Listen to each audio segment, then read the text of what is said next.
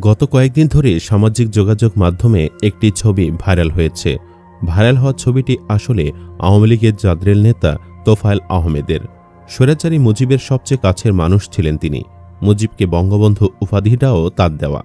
একসময় কত ক্ষমতা ছিল তোফায়েলের। আঙ্গুলের ইশারায় সত্যকে মিথ্যা আর মিথ্যাকে সত্য বানিয়েছেন। কত নির্দোষ ব্যক্তিদের জেল খাটিয়েছেন। গায়ের জোরে ইসলাম ধর্মকেও অবমাননা করেছেন। কিন্তু আজ সেই তোফায়েলের ছবির দিকে তাকালে মনে হয় কোনো একটি জীবন্ত কঙ্কাল। চেহারা হয়ে গেছে অনেকটা ফেরাউনের লাশের মতো। দেখলেই বোঝা যায় আল্লাহর কোনো এক গজবে দুনিয়াতেই পাপের শাস্তি পাচ্ছেন তিনি। তোফায়েলের অপকর্ম নিয়েই আলোচনা করব আমাদের এই ভিডিওটিতে। বিস্তারিত জানতে ভিডিওটি না টেনে শেষ পর্যন্ত দেখতে থাকুন। তোফায়েল সাহেব নিষিদ্ধ ঘোষিত আওয়ামী লীগের সাবেক নেতা।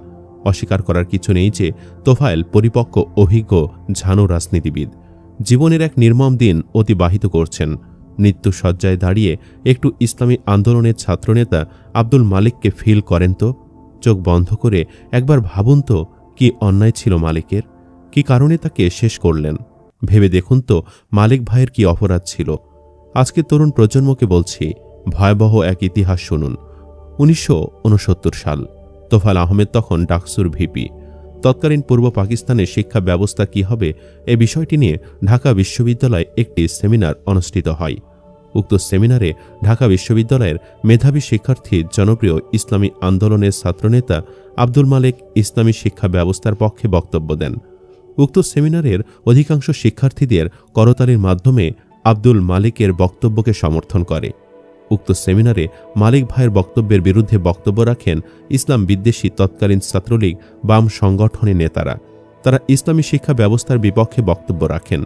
তাদের দুর্বল যুক্তি মালিকের যুক্তির কাছে হেরে যায়। তখন তারা নতুন ফন্দি আঁটল। 12 আগস্ট 1969 সালে তারা শিক্ষা ব্যবস্থার ওপর আরেকটা সেমিনারের আয়োজন করে। উক্ত সেমিনারে আবার পক্ষে বিপক্ষে মতামত উপস্থাপন করা হয়। আব্দুল মালিকের যুক্তির কাছে আবার ইসলাম বিদ্বেষীরা হেরে যায়। তারা তখন মারাত্মক চক্রান্ত করে। শহীদ আব্দুল মালিক যখন সেমিনার শেষ করে বের হন, তখন এই তোফায়েল আহমেদের নেতৃত্বে একদল সন্ত্রাসী শহীদ আব্দুল মালিকের ওপর আক্রমণ করে। তারা শহীদ আব্দুল মালিককে লাঠি, হকিস্টিক এবং ইট দিয়ে তার মাথা থেতলিয়ে দেয়। তারপর তারা আব্দুল মালিককে মৃত ভেবে রেখে চলে যায়। তখন তার অন্য সাথীরা এ খবর শুনে দৌড়ে আসে। তাকে তাৎক্ষণিকভাবে হসপিটালে নেওয়া হয়। ডাক্তার তাকে তৎকালীন পশ্চিম পাকিস্তানে উন্নত চিকিৎসার জন্য পাঠিয়ে দেন। সেখানে আব্দুল মালিক 15 আগস্ট 1969 সালে শাহাদত বরণ করেন। তারা শহীদ মালিককে শেষ করার মাধ্যমে ইসলামকে, ইসলামী শিক্ষা ব্যবস্থাকে ধ্বংস করতে চেয়েছিল। এমন হাজারো মেধাবী মালিকের হত্যার পেছনে লুকিয়েছিলেন এই তোফায়েল গঙের মতো সন্ত্রাসীরা। এই খুনি তোফায়েল অনেকের গুরু, অনেকের আদর্শ, অনেকের বাহুবল ছিলেন। আজ তিনি নিজে জীর্ণ শীর্ণ, বলহীন, হতভম্ব। শুধুমাত্র সময়ের অপেক্ষা মাত্র। মহাজাগতিক সময়ের কাছে এই পৃথিবীর সময় মহাসাগরের জলরাশির তুলনায় একটা সূচের আগায় জমে থাকা জলের থেকেও নগণ্য। অথচ এই অতি ক্ষুদ্র সময়ের নিজের ক্ষমতা জাহির করার জন্য কত কিছুই না করে চলেছি। কতজনের হক নষ্ট করেছি, কতজনের গোটা জীবনটাই নষ্ট করে দিয়েছি। আজ পড়ন্ত বিকেলে হয়তো একে একে সব কিছু মনে পড়বে, কিন্তু কিছুই করার থাকবে না। তখন সামনে থাকবে শুধু অসীম একাকিত্ব আর সীমাহীন অন্ধকার।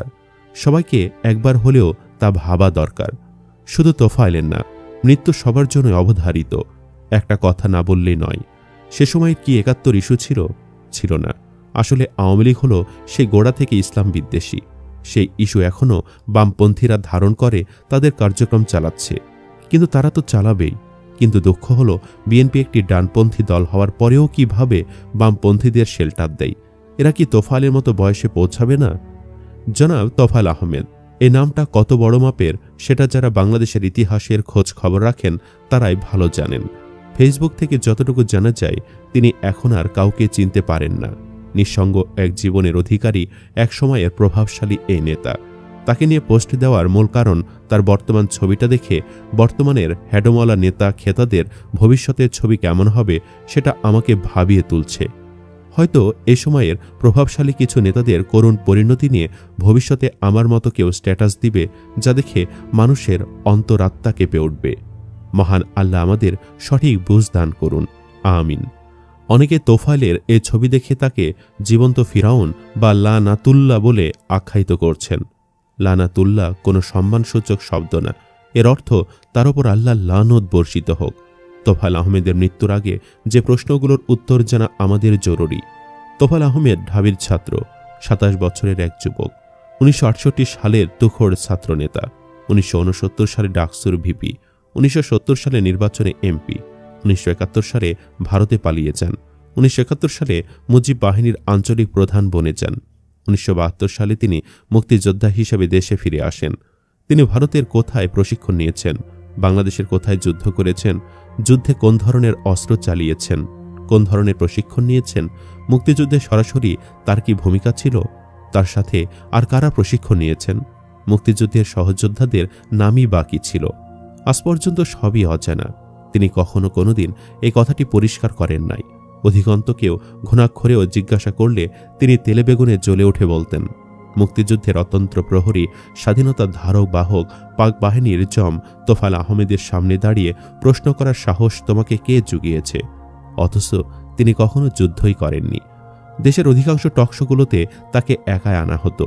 বিচ্ছিন্নভাবে কেউ যদিও থাকত, তার হুঙ্কারের জ্বালায় মুক্তিযুদ্ধের বিষয়ে কথা তুলতে পারত না, অর্থাৎ হুমকি দিয়ে প্রশ্ন করতে বারণ করা হতো।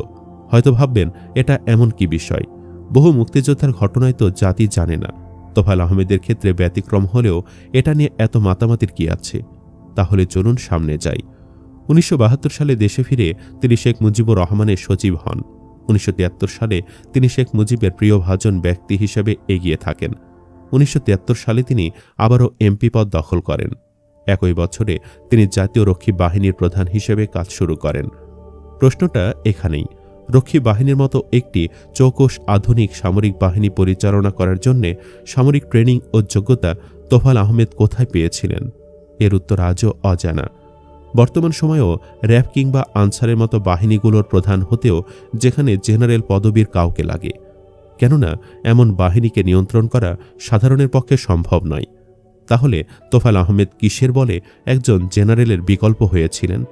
যদিও তার হাতে অত্যাধুনিক অস্ত্র ও প্রশিক্ষিত বাহিনী থাকা সত্ত্বেও শেখ মুজিবের হত্যাকাণ্ডে নীরব ভূমিকা পালন করেছিলেন। ভাবুন বিষয়টা কেমন। রক্ষী বাহিনীর প্রধান হয়েছিলেন জনাব তোফায়েল আহমেদের মতো একজন বিশ্ববিদ্যালয় ছাত্র অবস্থায় তোফায়েল আহমেদ একজন দাঙ্গাবাজ ছাত্র ছিলেন। কিন্তু দাঙ্গাবাজির দক্ষতা দিয়ে কি বাহিনী পরিচালনা সম্ভব? বিশ্বাস হয় কি? কখনোই না। বাজারে একটি কথা চাউর আছে যে মুক্তিযুদ্ধে ট্রেনিং নেবার আড়ালে তিনি ভারতের দেরাদুনে তিনি সহ কয়েকজনকে ভারত সরকার গোপনে সামরিক অফিসার হবার ট্রেনিং দিয়েছিল, যাতে করে নবগঠিত বাংলাদেশেওরা শুরুর দিন থেকে ভারতের গুপ্তচর হয়ে কাজ করে। ১৯৭৩ সালে তোফায়েল আহমেদ বেছে বেছে নিজের মর্জিমতো বিশেষ ক্যাডার সরকারে ঢোকায়। তারা তোফায়েলের ক্যাডার হিসাবে পরিচিত ছিল। পরবর্তীতে দেখা গেছে এদের সিংহভাগই ভারতের দালাল ছিল, দেশ বিক্রির হোতা ছিল। এভাবে তোফায়েল আহমেদ সার্ভিস দিয়েছিল। তোফায়েল আহমেদ দীর্ঘ বছর এমপি ছিলেন, মন্ত্রী ছিলেন, কিন্তু আজও কেউ প্রশ্ন করেনি, কাকাবাবু আপনি এই যোগ্যতা দক্ষতা কিভাবে কার দয়ায় অর্জন করেছিলেন? সুপ্রিয় দর্শক, তোফায়েলরা হচ্ছে আল্লাহর পক্ষ থেকে নিদর্শন। তাকে দেখে অন্য রাজনীতিবিদদের উচিত শিক্ষা গ্রহণ করা, না হলে তাদেরও ফেরাউন হয়ে মরতে হবে। আমার কথাটির সাথে আপনি একমত কিনা কমেন্ট বক্সে জানিয়ে দিন আপনার মতামত। ভিডিও ভালো লাগলে লাইক দিন এবং শেয়ার করুন, আর অবশ্যই চ্যানেলটি সাবস্ক্রাইব করুন। ধন্যবাদ।